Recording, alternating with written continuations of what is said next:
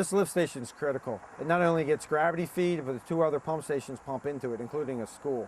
So if this would fail, the amount of flow coming here on a daily basis, the response time would have to be really quick or we'd have an overflow. So basically having the Dri-Prime system here alleviated that. If there's a failure, the pump's capacity can handle both lift stations coming in and gravity at the same time and take care of the flow for us till we resolve the problem.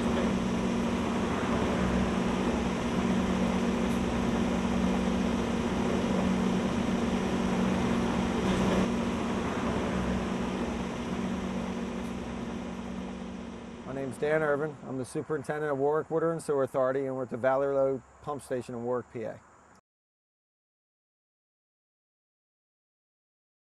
Prior to the Godwin backup system, we had a generator. And the problem with the generator is once it transfers the switchgear, even though the generator is running, you have to make sure it switches power to the pumps.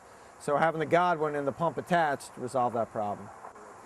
On the last 2 years, the heavy storms we've been getting and the winds and the rains have knocked lines out, blown transformers out, and also with all the construction growth, fiber optic and water mains and all going in, it's not infrequent that they hit a main source of power and we lose power.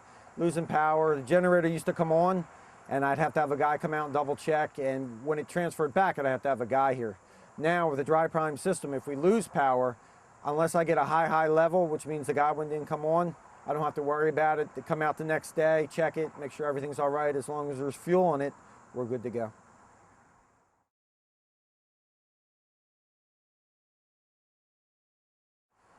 It's fail-proof. I mean, the whole reason you have a backup generator is to run your pumps. So we have generators, then you're dependent on mechanical and electrical for transfer switches and all. If something fails, if this whole station goes down, as long as this floats trip for this Godwin, this will run independently from the rest of the station, and that's what we're looking for.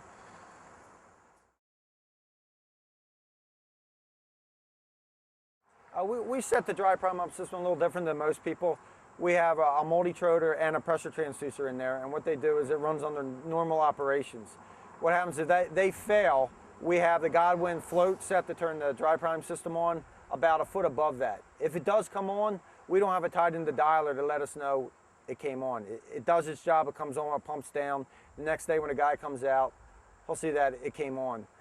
If it does fail, which it never has, there's a float about a foot above that that'll call and say high level to the wet well. So ultimately, we have so much confidence in this system that we don't want to get called during the middle of the night to know it's running. This is a Prime Guard system. This is my trickle charger. This turns on and off my inverter. Here's an outlet. There's additional outlets inside. When you look at the Prime Guard, you have a menu key and you can scroll through. It gives me PSI for the pump, gives me an engine temp, battery, RPMs, gives me the hours I run. It keeps track of everything, a history. So if I scroll through, it'll give me the status of the machine, which basically it's not active right now. No call to run, which gives you a situation in the wet well. It also gives you event history, which is very important. If something does happen and it doesn't come on for any reason, or high oil pressure, low oil pressure, coolant problem, it'll show up here and it'll call out. It also has a manual override here. I can turn it to manual and I can up and down the RPMs myself if I'm looking for a certain thing, maybe to pump it down or maybe run it all the way up. Also gives me an option of floodlights. I have exterior floodlights I can turn on and interior lights, so at no time are you unable to see anything.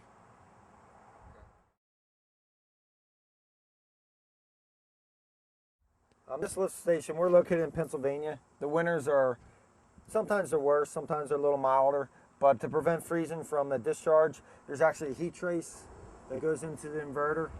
We actually have an alarm that if the heat trace fails, it'll call us immediately, so we have no freezing.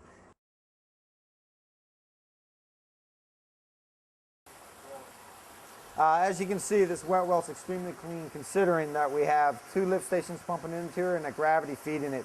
We utilize the Godwin to actually clean our station.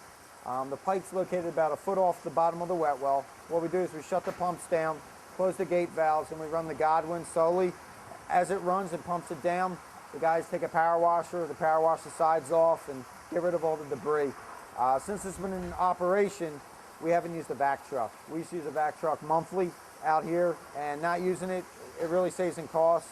Also, not having to have a vac truck comes out makes it easier for my guys to schedule when they want to clean it. and it just makes everything a lot easier.